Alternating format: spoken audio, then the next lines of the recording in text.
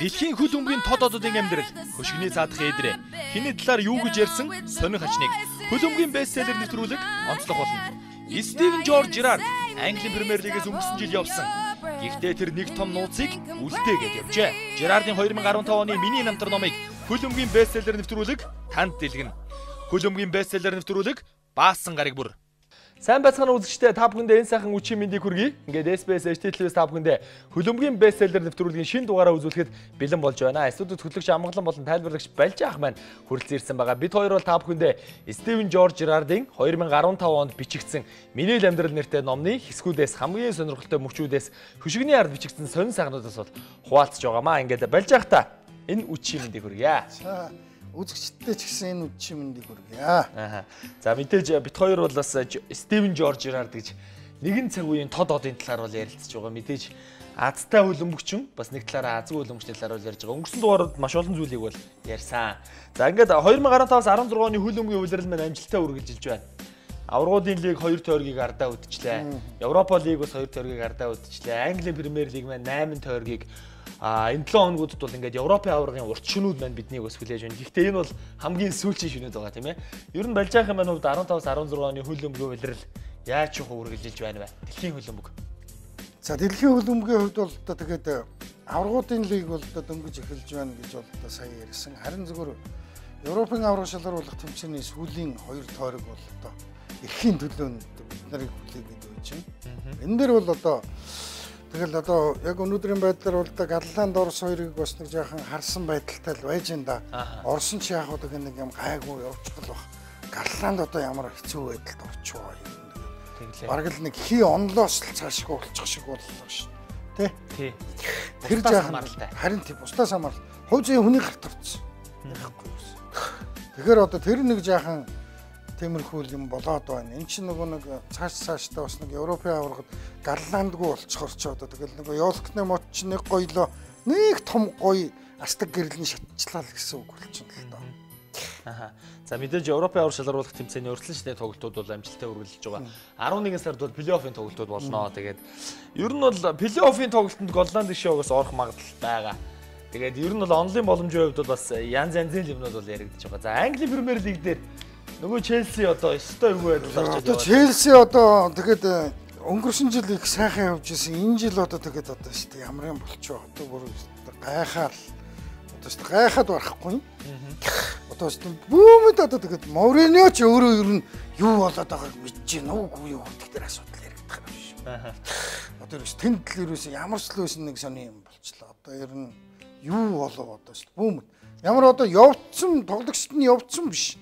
Одоо явцсан бол одоо нөгөө Луисуарес нь явцсан аргагүй Ливерпул гэдэгтэй одоо тэгэлтэй нэш Ферген явцсан Манчестер Юнайтед аргагүй гэд урчнаа ярьж ирсэн. Одлон Суарес явцсан Ливерпул аргагүй гэдээсэн. Энэ жил одоо ямар Мауриньог ямар Ева Карнерагтойгоо муудалцдаг л ерөөсөө их цөвтэй юм бодлоо ерөөсөө. Харин түрүү гэртөөжсэн чи манай аа бас тэгж байна. Эва Карнерото муудаад тэгэл ер нь сонирн болчлоо шүү дээ. Энэ Карнер ер нь нэг бөөмөө юм биш үү гэдээс хашигнаад ярьж ирсэн. Тэр бас магадгүй. Зүгээр ер нь тэгээд эмгэгтэй хүний хил лам Мауриньод хүчих шиг бол. Тэгээд цаа чи одоо шашин шүтдэггүй улаантан бол одоо тэгээ мэдэхгүй л дээ. Тэ одоо ном сонио уншуулахгүй болохгүй. Дэлхийн хөл өмгийн тод ододын амьдрал хөшгөний цаадах эдрээ хиний талаар юу гэж ярьсан сонир хачныг хөл өмгийн бестселлер нэвтрүүлэг онцлох болно. Стивен Жорж Жерард Английн Премьер Лигээс өнгөрсөн жил явсан.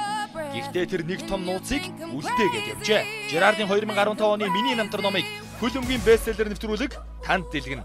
Хөл өмгийн бестселлер нэвтрүүлэг баасан гариг бүр. За тэгээд хөл өмгийн бестселлер нэвтрүүлэг маань үргэлжилж байгаа. Сая бол бид хоёр бас дэлхийн хөлбөмбөгт болж байгаа эргэн тойрны сони ачныг батсан бол одоо нөгөө Монголын хөлбөмбөг Хүрхрээ лиг сая амжилттай зохион байгуулагдж өндөрлөө. Манай Балжаахад 4-5 сарын турш хөлбөмбөгийн цэнгэлдэх дээр бас тайлбарыг хийж Монгол хүнийг бол баярлууллаа. Тэгээд энэ жилийн лиг маш онцлогтой боллоо. Урд хожид байгаагүй сайхан лиг болж өнгөрлөө. Би бас одоо тоон дотор чанагдж явсан хүний хувьд бол гадаас нарахад үнэхээр сайхан лиг боллоо. Таны сэтгэл ямар байна вэ? Одоо яг ингээд бүтэн лигийг бас ингээд анх удаа тайлбарлаж үзлээ. Тийм бүгдийг нь бол одоо Монголын хөлбөмбөгийн холбоо телевизээр бол одоо гаргах ажлыг бол зохион байгуулалт тэр амжилттай явагдлаа. Одоо бүгдийг тайлбарлалаа. Тэгээд ер нь бас зах зохиос нь одоо иргэдүүд тоглох одоо шгшээгд тоглох залуучуудтай танилцаж эхэллээ. Миний хувьд бол одоо үнэхээр ол зомгтой одоо сайхан зам болж өнгөрлөө. Зүгээр хавар бол яг нь жоохон анх эхэлж байхад нь хаширж исэн тал би хасвтан сайн болгоноор одоо яаж тэнд байх юм бэ гэж. Тэгсэн тэгээд бол одоо сайхан дажгүй. Ингээд одоо дорол болоод өнгөрчдөг юм байна. Сүүлдээ чинь бүр одоо тэр хожуул энэ хожуул тэр тэгнэ гээл бүр дотор нь ороод бүр ингээл яваад өгдөг юм байна. Тэгээд Монголын хөрсөн дээр байгаа юм чи сайхан юм уу? Дасгалжуулагч нь сайн уу альчаа. Эдгээр ямар намайг доод дуурах юм биш. Тийм. Мэдээлэл өгч нь амьдаараа бэртсэн барьсан урсууд нь хазханд тоглоо хажууд явж чинь чи нөгөө яасан юу болов за тэгсэн юм уу гэд зарим нь толгоогоо маажсан болж байхаа би 2 шартаа тоглохгүй гэсэн гүйж явах жишээний тэгээд шагналын сан 100 сая 10 үндэс компани үеийн тэтгэлээ 100 сая одоо тэгээд компани дээр очиж одоо авцгааж байгаа байх. Бас нэг тийм тэнд бас нөгөө нэг мундаг арга хэмжээ болох юм гэсэн. Тэгээд ер нь их сайхан боллоо шүү дээ. Ирчим дөрвөлжлээ. 9 дэх төрүүгээ авлаа. Боттолог гэж одоо тэр та нарын үеийн залуу тэгээд дасгалжуулагчаар зам болохоор би бол бодчихлаа. За ингэ ирчим чиг бүгдчихэндээ гэсэн чинь тэгээд толгойч авч яваа төрүүлүүлчихлээ. Хоёр торсон ЭФС Улаанбаатар тэр 11 онд төрүүлсэн залуучуудаас бас байгаа юм ба шүү дээ. 6 залуу байгаа юм байна. Тэгээд тэр баг дөө байна. Тийм. Тэгээд тэр Япон дасгалжуулагч Японы тэр 6 нөхөр бол одоо шүү дээ жинхэнэ легионерийнхаа үргийг бол сайхан гүйцэтгэлээ. Тэгээ гуравт нь бол одоо Сэлэнгүрээс компани баг анх удаа медаль авч би бол бодчихлоо Сэлэнгүрээс нэг за зүгээр алт хүрэл мөнгө одоо аль нь ч ялгаа байхгүй нэг авчаасаа доо ямар 8 жил явлаа гэж хэлээ шүү дээ. 8 жилд нэг багта 80-90 саяыг гаргана гэдэг чинь бас тэр Сэлэнгүрээсийн захирал болд захирлын бас хөлбөмбөг гэсэн. Одоо ийм л сэтгэлтэй улсууд манай хөлбөмбөгт их хэрэгтэй байгаа даа. Бор зүрхээрээ явж байгаа олон баг ууч бай. Одоо тэгээд хотоо дараа жилээс бол сайхан болох уу? Ингээд зурагтаар гараад реклам таниулаад ирэхэд тэгээд сайхан бол. Ямар ч үснэ голдролдоо орсон. Тэгээд их зөв голдролдоо орсон байгаа. За тэгээд бас миний сонссноор 4 жилийн 500 саяын гэрээ гэж байсан тийм. Тэгээд урт хугацааны тэгээд найдвартай ийм сайхан гэрээг бол энэ жил 120 сая өгч байгаа байхгүй. Энэ жил чинь нөгөө нэгдүгээр дивизион, 20дугаар дивизион гэдээ болгоцсон. 2дугаар дивизион чинь бас 20 саяг өгсөн юм шиг үлээ. Тийм билээ. Тийм. Тэгэхээр чинь 120 ингээд 4 жил 120 нэг явчихна. Тэгээд 10 үндэс компани оргил захирлын хэлж байгаа нь энэ хооронд нэг өндөр зэрэглэлийн 5 тамирчин 5 жил төрчүүл болно доо л гэсэн.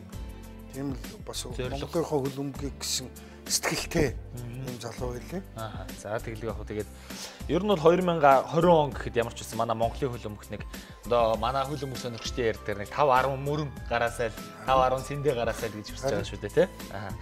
За ингээд хөлбөмбөгийн бестселлер нэвтрүүлэг маань үргэлжилж байгаа. Мэдээж нэвтрүүлгийн маань гол баатар бол Стивен Жорж Жерард гэж 1980 оны 5 сарын 30 төрсэн англи эрхэм орж ирж байгаа. Тэгээд ер нь бол бит хоёр та бүхэндээ бас 2014 онд Жерардын талаар номоо бол ярьж байсан. Гэхдээ тэр бол яг 2006 оноос өмнөх амьдралын хүүхэд насны нөгөө аимшигтай хөлөөгөнтэйдэг. За яаж хөлбөмбөгч болсон гэдээ гайхалтай түүхүүдийг бол ярьжсэн бол өнгөрсөн жилийн сенсацтай үйл явдлуудаас эхлээд бит хоёр ярьж байгаа. Энэ жил. За тэгээд энэ жил бол бид та бүхэндээ 1-2 дугаар дээр дасгалжуулагчдын талаар ярьж байсан. Брендон Рожерсын талаар бол нэлээд их зүйлийг ярьсан. Тэгээд өнгөрсөн амралтын өдрүүдээр Брендон Рожерс Эвертонтэй тэнцээд улмаар үүрэг тайсаас чөлөөлөгдлөө. За ер нь бол энэ нь бас Жерардтай нэлээд холбогдож байгаа мэдээлэл гэж миний хувьд ойлгож байна. За Брендон Рожерс чөлөөлөгдсөн. За өнөөдөр Жерардын талаар юу ярихаар таавал бэлдэж ирвэ. Сонин сайхан зүйл юу байна? Дээрээс нь соёлоо сүулт одоо нөгөө Жерардын Манчестер Юнайтед дээр авдаг улаан усны талаар ярьж байгаа нэвтрүүлгийн ерөөдөө өндөрлсөн шүү дээ. Тэгэхээр өнөөдрийн дугаараа тэр сэдв үргэлжлэх үү эсвэл өөр юм байна уу? Харин одоо бодоол энэ дээр алийг ярьчвал зүгээр үт юм байгаа ингээ. Тэгээд за одоо түрүүний 7 хоногт ярьж исэн нөгөө улаан хуудас тэрийг нь бол одоо ярьсан зүгээр байна. Маш олон зүйл байгаа. Одоо бодоод илгүй яар байлж байгаа. Ер нь тэгээ ярихад бас ер нь зүрх хөвдмөр шүү дээ. Уншихад уйлж байгаа юм чи ярихад одоо яах вэ гэдэг нэг сонив. За одоо тэгээд одоо ярих гэж л уншсан. Юу яасан байгаа. Жерардыг бол ерөөсө Брендон Рожерс бол ингэжсэн юм байна. За чамайг ерөөсө ингэж сэлгээнд суулгаад байгаа. Тэ чамайг би сэлгээнд суулгаж байгаа чи ерөөсөө чамайг бол ерөөсө тэр тоглолтын одоо бэлтгэлжилтэй одоо тэр ер нь би организм сэтгэл зүйч нь одоо бүр ингээ хөл өмгөөрөө цангаад яайда гэсэн одоо яг тэр аатай үед дээр чинь л би чамайг ингээл яг тэр аатай л байлгах гээд байгаа штэ чи одоо 34-тэй одоо тэгээ ямар залуу нас шиг одоо тэгээ энэ жилийн энэ олон 50 60 тоглолтод ороод бүгдээрэнд нь ороод байлтай юм шууд Премьер лигэд 38 тоглолт чинь тэгэл өөр тэмцээн зөндөө өгдөг штэ англи чинь энэ болгонд ингэхгүй би чамайг өрөөсө гарнаа л байгаа. За жирээр тэр үгэнд нь ороод итгэл яваад чи би чи хамнагдаад байгаа яг үнэ. Тэгэл үйжсэн чинь нэг өдөр тэгэл ингээл уулзаж гин тэгэл уулзаж өрхөөр л ингэж яах юм гин явардаас. Жирээр Стиви чи бол ерөөсө миний номер 1 сонголт штэ. Тэрийг мэдж байгаа шүү дээ. Тэнгүүд манай үнчгэн цайлган чи мэдж байгаа. Чи өдгөр бол ярьдгаа ярьсан. Ер нь ингээд бодоод байхад бол Жерард минь чи намайг Ливерпул дэрж яхад бол чи нэр их тосолж исэн шүү. Тийм учраас би бол одоо чамд хариу гэж бол одоо л барихгүй л эзээ барих юм. Одоо энэ экзектийн акшн дээр чиний одоо үлдэхүү, явах уу, ёстой нэг нүүхүү, үлдэхүү нин дээр ч л би чамд тусал. Чи бол ерөөсөө л миний номер 1 сонголт том дулааны. За хоёулаа зүгээр ингээд ярий гэдгсэн байгаа. За. Янз бүрийн цомын пеналийн тоглолт. Премьер лигийн Супер Сандей. Аваргуудын лигийн тоглолт. Чи бол ерөөсөө л миний сонголт. Энэ дээр л би бол чамайг тавь. За, хоёрын хооронд юм дээр тавь. Хоёрын хооронд юм дээр бол тавихгүй. Одоо шиг цаадуулч нь одоо тэгээд бараг чи өдгөртэй чи өдгөргөө цаашаа явах болсоо цаадуулч өөрөөсөө тоглож.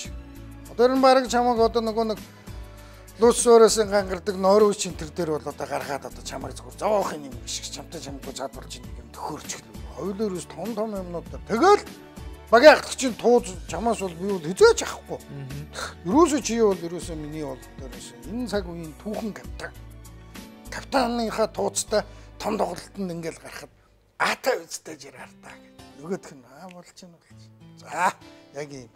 За тэгэл ингээл тууж явсан. Живдгөрч улаан удас ирж байгаа юм. Одоо яг л холбогдоод байна л да.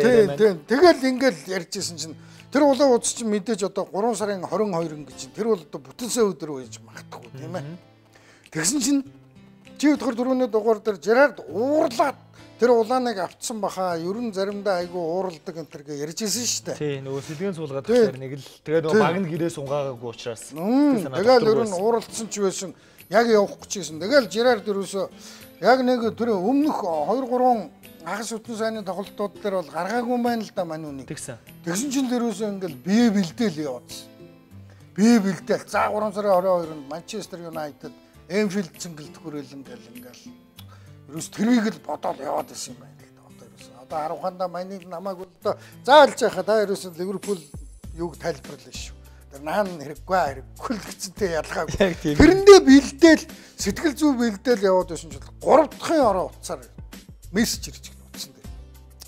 Тасгаал мессеж хүрээд ирсэн. Аваад орондоо орцсон байсан 3 дахын ороо гэж байгаа шүү. Урд өдөр нь бол биш.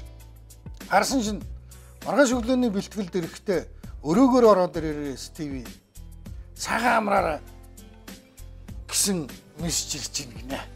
Тэнгүүтэл маань үнэст инээд нүрээд л явчихна. Харахгүй. Цаач одоо Брэндэн одоо бодвол их нэртэй ирсэн юм бэл. Брэндэн одоо цаач юмста. Манчестерийг бодоод шатж байгаа. Надад л одоо ярих нь дээ. Яаж үзэхгүй яах уу гэж л одоо ярих нь. Тэгэл маргааш өглөөнч болж гин яваад очиж гин өрөөн рүү яваад орсон чинь манай хүн Брэндон Роджерс бол ерөөсө мөнхийн тим инээж идэг юм байна л та. Нөгөө л улиг болсон инээ дээр инээгээл угтлаа.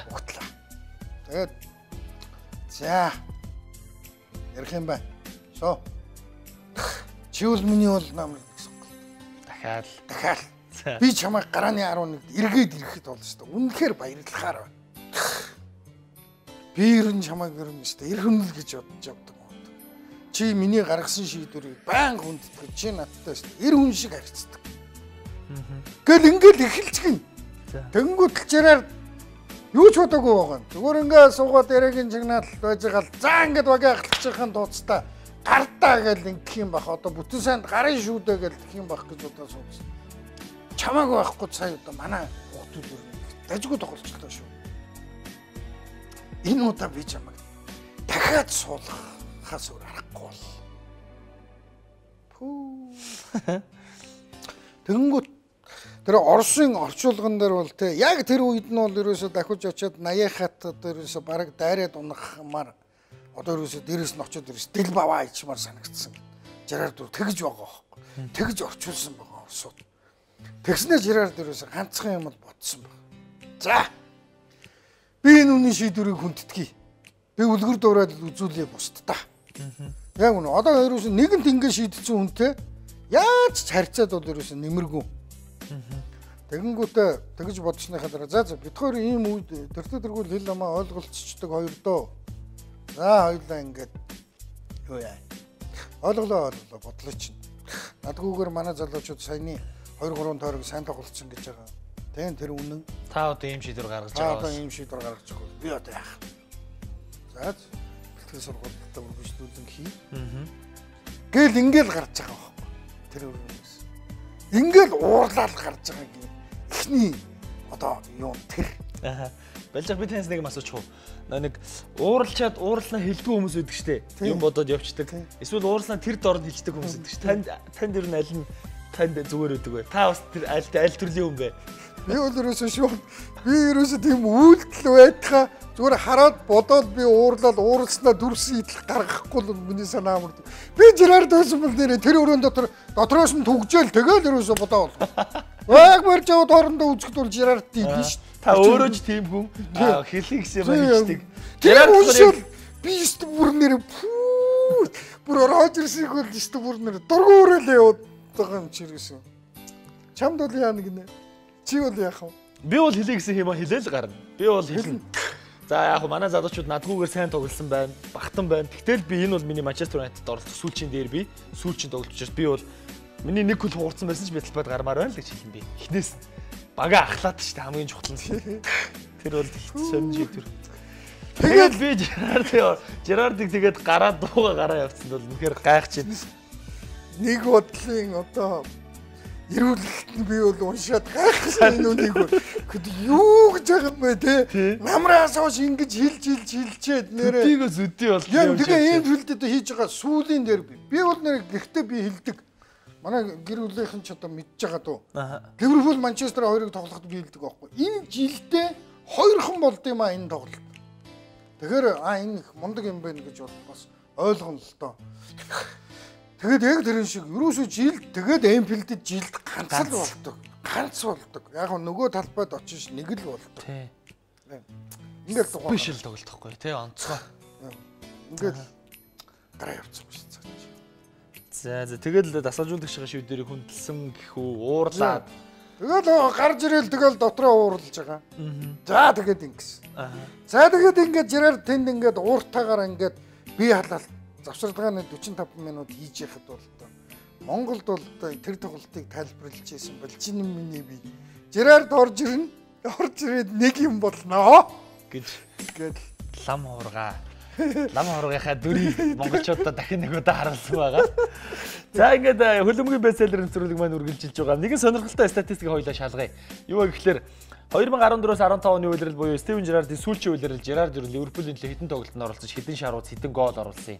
Ямар хэдэн минутыг өнгөрүүлсэн талбай дээр яг яаж тоглосон гэдэг статистикийг үзье. За дээрэс нь сая Брендан Рожерс халагдчихлаа шүү дээ. 3 жил гаруй хугацаанд багтууд ямар нэгэн цом авчирсангүй. Ер нь яг 3 жилийн хугацаанд нийтдээ хэдэн тоглолтод одоо удирдав. Тэгээд ямар шугуу амжилтыг үзүүлв. Хожлын хуваараа Рафаэл Бенитесийн ардаас орж ирсэн байлээ. 51.2 тоглолтын нэгт нь хождог гэсэн үзүүлэлтэй. Гэхдээ ямар нэгэн цом авчираагүй. Ингээд Брендан Рожерсийн статистикийг үзье. Тэгээд Жерардын сүүлчийн удирдлын сонирхолтой статистикийг шалгачаад тэгээд эсвүүдээ эргэжүүлээд Балжаахынхаа амттай яриаг эргүүлээд шалгах болно үзэгчтэй. Дэлхийн хөл өмгийн тод одуудын амьдрал хөшгөний цаадах ээдрээ хиний талаар юу гэж ярьсан сонин хачныг хөл өмгийн бестселлер нэвтрүүлэг онцлох болно. Стивен Жорж Жерард Английн Премьер Лигээс өнгөрсөн жил явсан.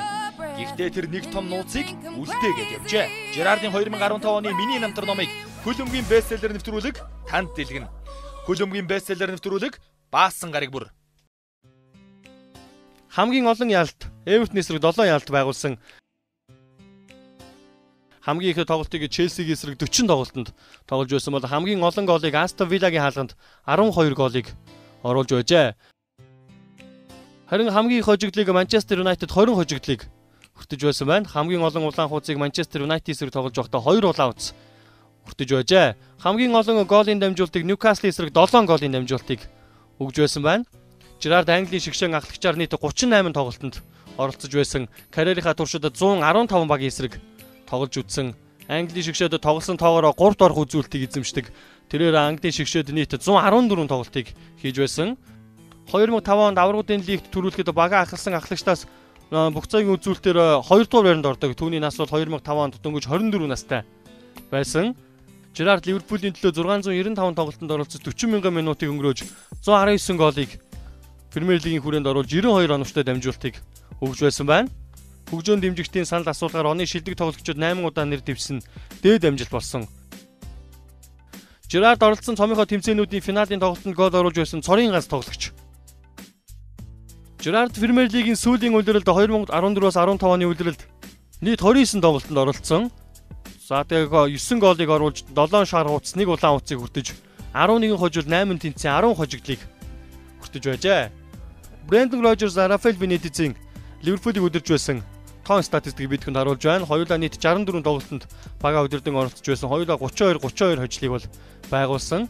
За харин Брэндон Рожерс 18 тэнцээг авсан бол Рафа Бенитез 13 тэнцээг авсан.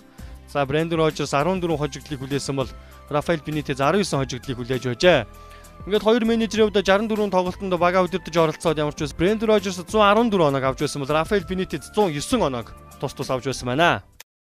Дэлхийн хөл өмгийн тод одуудын амьдрал хөшгөний цаадах эдрээ хиний талаар юу гэж ярьсан сонир хачныг хөл өмгийн бестселлер нэвтрүүлэг онцлог болно. Стивен Жорж Жерард Английн Премьер лигээс өнгөрсөн жил явсан. Гэхдээ тэр нэг том нууцыг үлдээгээд явжээ. Жерардын 2015 оны миний намтар номыг хөл өмгийн бестселлер нэвтрүүлэг танд дэлгэнэ. Хөл өмгийн бестселлер нэвтрүүлэг баасан гарыг бүр. За ингээд хөл өмгийн бестселлер нэвтрүүлэг маань үргэлжилж байгаа. Сая бүгдээрээ Брэндон Рожерс болон Стивен Жерард нарын сонирхолтой статистик мэдээлэлтэй бол танилцлаа. За Рожерсын бас нэг хөгжилтэй тим зүйл бол гарсан байсан. 2012 онд мань хүн тэгж хэлж ирсэн гинэ. 3 жилийн дараа намайг дүгнээрээ гэдэг. Айгуу том хэвлэлийн бохрол төр гэсэн чинь 2015 он нөгөө сая лигийн цом дээр Карлайл гэдэг багтай 1-1-ээр тэнцсэн гэдэг. Нэлээд тийм хөгжилтэй байдлаар Рожерсыг бол оруулсан байсан. Тэгээд ер нь хөл өмгийн трол пэйжүүд байдаг штэ. Хөөх ингээл картун зураал байдаг.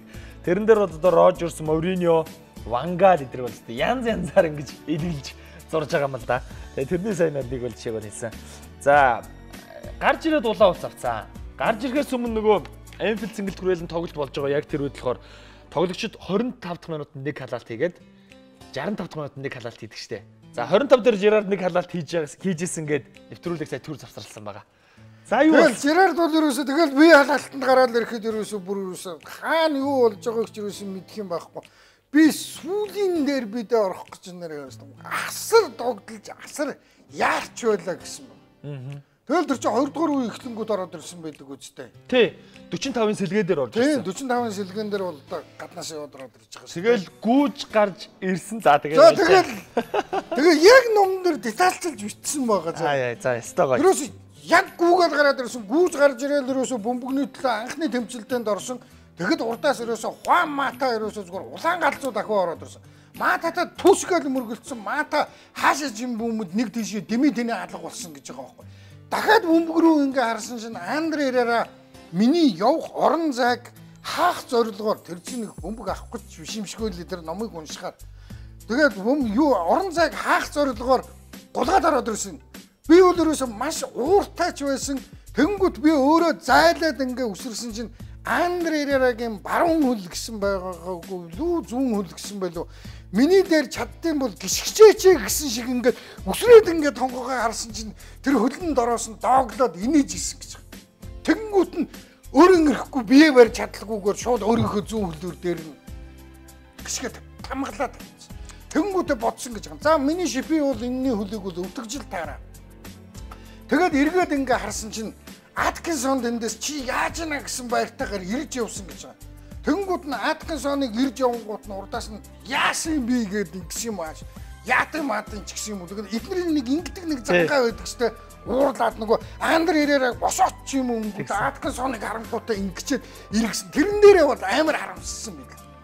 Би Аткинсон тэглэгүүгээр баг өмнө нь очиод миний сүүлийн дээр биш тэ бити улаа өгөр би ёстой санаандгүй ингэслээ гэд ингэсэн бол энэ болгоныг хажуунаас нь Wayne Rooney яа Gerrard гэдэг агуу хөгжмийн зохиолчийн симфони хөгжим энэ хүрээд өндөрлөлөө штэ гэд ингээд харамссан шинжтэй те энэ агуу дөрийн дуучны дуу ингээд зогслоо штэ гэд Песня спета гэж хэлсэн байлээ. Тэгээд өрөөний хүртэл харамсаад Gerrard руу ингээд чи яаж байгаа юм бэ чи? Яг хажуудан зогсчихсан шүү. Тийм үү? Тий. Талбайн төвд нөгөө Мата ирээрэ Рүүний гуравч гурвалжин байдлаар эргэлдэж United тоглоог ингэж өрнүүлж байгаа шүү. Тэгээ яг тэр дундаас л Gerrard ч нэг улаан галз авдаг. Пад Рүүний дээр арай жамжаагаа хоёулах дээр нь очиад яаж чагаа юм да. Тэр Мата нь хажицсан мөргөлдөөд. Мата мөргөлдөл хажуу тийшээ болсон. Дараа нь бөмбөг нөгөө ирээрэ рүү дамжуулаад. Тэгээд за яг үзэгчд бас одоо тэр тоглолтын яг тэр хэсгийг бол хүлээн авч үзэх боломжтой байгаа. Тэгэхээр нэвтрүүлгийн дараа хоёул төгсгөлд үзүүлчихье тийм ээ. Тэгээ. Тэгэл ерөөсөө тэгсэн тийм юм байгаа байхгүй. Тэгсэн чинь л нөгөө удаан хуудас гаргаж ирэл өргөсөн тэрэн дээр бол аврагууд ерөөсөө юм бодооч юм байна.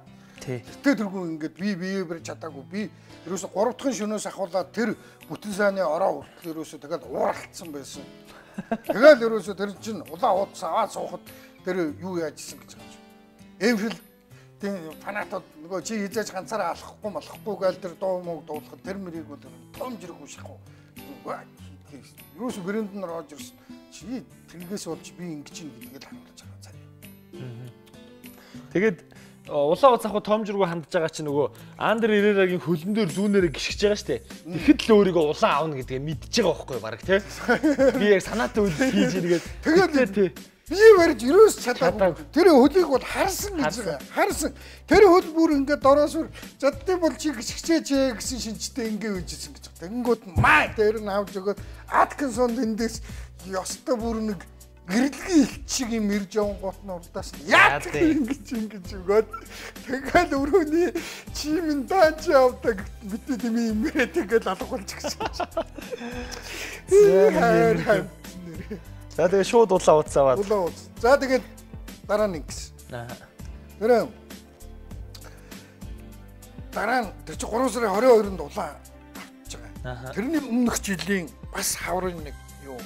Юуг энэ хүн болгонд бэлдэж ярьсаар хагаад одоо холиод байгаа юм. Нөгөө нэг халтардгийг ярьлаа. Ярьсан. Яг халтарсны дараа яасныг ярьлаа. За яг тэрийг бол бас детальчлаагүй л байгаа. Тийм үү? За тэр чи ингэсэн гэж. Хамгийн сүүлд би ёстой нэг миний нэг уншдаг нэг бүх юм мартагддаг мартахын аргагүй юм гэж бас байдгаа гэдэг шиг хамгийн сүүлд би хизээ үйлс наач мартаж гэж. Тэр бол зүгээр л тоглолтын нэгэн агшин байсан шүү дээ тий. Яагаад ингэж бүгд намайг тэр үед бол ёстой бараг нараад чи хизээч ганцаараа алахгүй гэсэн дуу дуулахад ёстой үнэмшээгүй гэж би бол ойлгосон. Гүй би үнэхээр ганцаардаж штэ та нар ингээд би зүгээр л тоглолтын алдаа гаргацсан. Тэгэл ерөөсөө цэнгэлдгээс гарч ирээл тэр чинь улсуудын дэргэд ерөөсөө уйлж өрөж. Тэр уйлсан гэдэг байгаа чинь нөгөө тийм нөгөө баярын нулимс өмнө нь бол унгаж ирсэн штэ тэр бол доор тойрог дээр Сити хөшчөөд. Манай хүн бол 2006 оны дэлхийн авраг дээр финалт алцаач бараг нэг үлээгүй юм шиг байгаа. Тэр хэдэ хамгаалагч нар бүр ихэрт тав үйлээд байсан гэж байгаа шүү дээ. Тэр Жон Терри, Фердинанд хоёр. Тий яг үнэ. Тэгэхэд манай хүн Лампард энэ хоёр бол тэгээд ер нь тоосон шинжгүй гөлөөгөө үйжсэн биш үү? Өөрөөсөө алдчихад. Тэгсэн тэрэн дээр бол ерөөсөө тэгэл Энфилдээс гарч ирэл манай хүн чинь өөрөө машин шинаа барихгүй байна л да. Ерөөс шууд машины арын суудалд орж ир суугаад хаалга хаагаад машин хөдлөхөд яг хөө тэнд байсан улсуу чи эзэж ганцаараа алхахгүй нэ дээр бичлээсэн. Тэгэл ерөөсөө асфальт руу үлдсэн гэж. Тэр үл ерөөсөө яг өчигний цааталт камерын харахгүй шүү дээ тийм. Стөлөлт туслаа гэдэг чинь 26 дахь жилийнх нь хүүхэд байхдаа Ливерпултэй холбогдоод тэр чинь 26 дахь жилийнх нь хавар 27 дахь жилийнхаа хавар тэгээд тагж орж ирээ 38 секунд дээр бит оролцсон гэж тэр орчуулган дээр байлээ. 27 байдаг үлээ юу ч нэг хэдхэн секунд л минут ч болоогүй шүү дээ. Дахиж очоод маатаг мөргөөд дахин ороод ирсэн дээр үсчих гол явлаа гэж гараад болоод. Одоо яг нэвтрүүлгийн төгсгөлд яг таны тайлбартаагаар үзүүлье. Тэгээд хэдэн секунд бас яг манай үзэгч Мата яасныг, Эрера яасныг, Рүүний хажуудлаас яасныг. Юу усны мдээгүй одоо Жерардын мань яах гэж байгаа юм бол доо гэж хараа сууж исэн чинь нэг мэдсэн чинь улаан боллоо юу. Тэгсэн. Тэр тайлбарыг үзэх болно. За хоёулаа дараагийн дугаараар сонирхолтой сэдвүүдээс ярилцсана гэж бодоод байна. Дараагийн дугаар дээр танд дараагийн дугаар бол ерөөсөө ийм Жерардын араас хөөцөлдөж явсан дасгалжуулагч нарын муур холооны түүх. Тиймэрхүү юм байна. Аа. Яг тийшээ явсан бол би яах байсан бэ? Тэ. Яг номон дээр шууд л бичсэн. Аха. За тэгээд хоёулаа бас аль баг руу очсон бол яах байсан талаар бас зэрэгдэл ирүүлээ тийм ээ. За ингээд хөлбөмбөгийн бестселлер нэвтрүүлэгт хамт байгаа бүх үзэгчдэд баярлалаа. Мэдээж та бүхэнтэй Балжины махын маань сонирхолтой амттай арай бол таалагдж байгаа гэдэгт итгэлтэй байна. Хэдүүлээ ингээд хөлбөмбөгийн бестселлер нэвтрүүлгийн энэ удаагийн дугаарынхаа төгсгөлд Манчестер Юнайтед болон Ливерпул багийн Стивен Жерардын хамгийн сүүлчийн дерби тоглолтод оролцоод хэдхэн секундэд одоо тоглолтод оролцож улаан ууц авсан мэлтгийг яг тухайн үеийн тайлбартай хүлээн авч үзээд тэгээд нэвтрүүлгээ дуусгах болно. Гэхдээ дараа 7 хоногийн баасан гарагт яг энэ цагта эргээд уулзцгаая. Баяртай үзэгчтэй. Дэлхийн хөл өмгийн тод одуудын амьдрал хөшгөний цаадах эдрээ хиний талаар юу гэж ярьсан сонир хачныг хөл өмгийн бестселлер нэвтрүүлэг онцлог болно. Стивен Жорж Жерард Английн Премьер Лигээс өнгөрсөн жил явсан. Гэхдээ тэр нэг том нууцыг үлдээгээд явжээ. Жерардын 2015 оны миний намтар номыг хөл өмгийн бестселлер нэвтрүүлэг танд дэлгэнэ. Хөл өмгийн бестселлер нэвтрүүлэг баасан гараг бүр